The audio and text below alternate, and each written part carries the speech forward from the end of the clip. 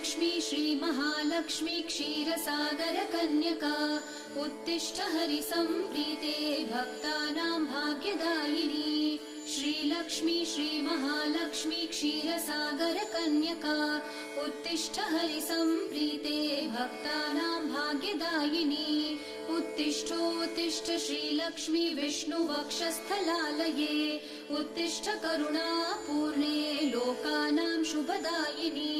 उत्तिष्ठोत्तिष्ठ श्रीलक्ष्मी विष्णुवक्षस्थलालये उत्तिष्ठ करुणापूर्णे लोकानां शुभदायिनी।